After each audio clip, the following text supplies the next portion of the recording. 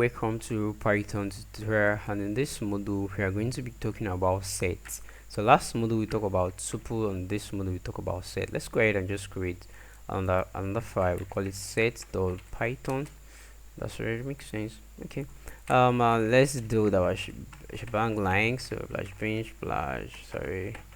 python 3. Right, that's nice. So set is actually more or less like a tuple.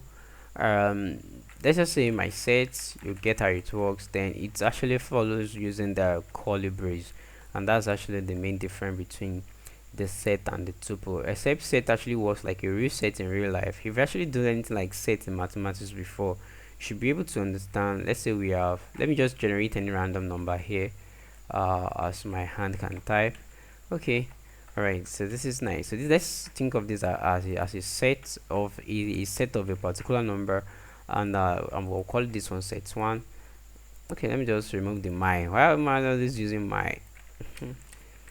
Because probably because that's our line. So I'm just going to generate another number. Um, okay, I want it to actually be of the same length. Then we can actually go ahead and say set 1 dot something. So you can say what's actually different between set 1 and set 2. So you get the idea. So we can just say, okay, diff equals to, so diff actually stands for the different.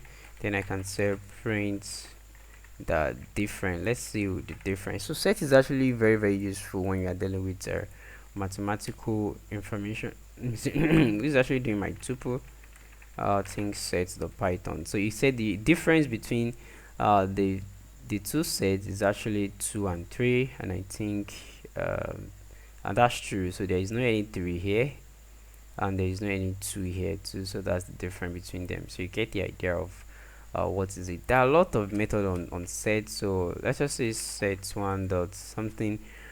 We can actually use disjoint, superset. We can remove, we can discard, we can check where they are actually intersect. So let's say set to,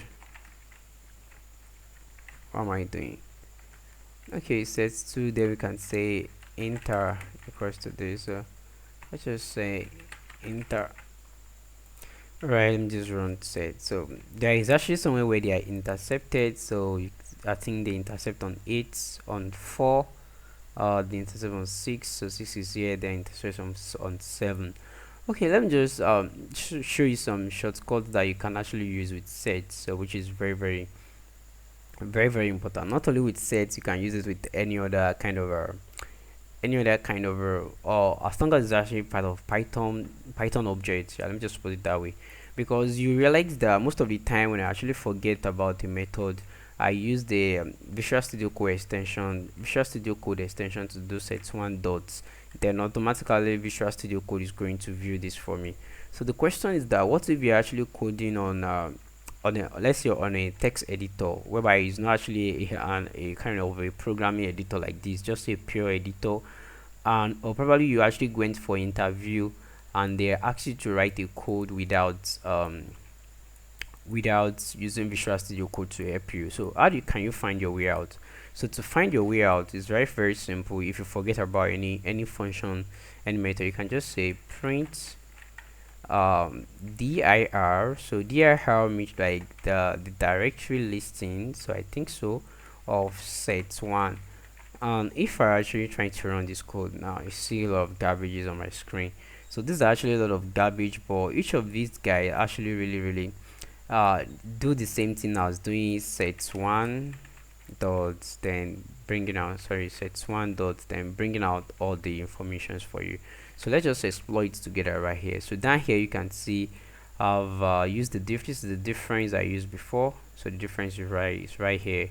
This is the clear, the copy, the hard, the intersect. I think this is the intersect, yeah, something like that.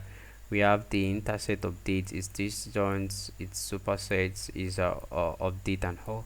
So that's very important. And if you feel like this is actually looking as if it is chunk and you are not able to read it, you want it to be able to read it in a very good way, you can say for high in dir of set 1, then print I, so you should be able to see it as if it's actually in a list. Now let me just clear this buffer, then go ahead and run it again. You can see now you can view each of these in built-in method with sets. You can view each of them on the screen one by one. So your updates, pop, is textures, is action, is intercept, difference, adds, clear, and all. So you just go ahead, play with these. I've actually started go ahead and show you some tricks you can use to actually make your code work faster. And for example, let's look at this union together. So maybe you don't know what the union or how to use the union, and you really need to help yourself. You can just say help, so call for help from Python. Then you can say set1.union. So Python is just going to help you. So let's just run this in the console. So you can see it's a help on built-in function union dot the method of built-in dot set instance. So you return the union of sets as a new set. So let's just see where this guy, which means that if we actually do it set1 union of set2, it should return where they are actually union as a new set to us. So set1 union set2. So this is not going to be help again, it's actually going to be print. Oh, do I close that? No, I don't want to do that. Okay, let's just do it again, like Python 3 set.py. What's that? Unexpected blah blah blah line. Okay, here I actually forget to close the brackets here.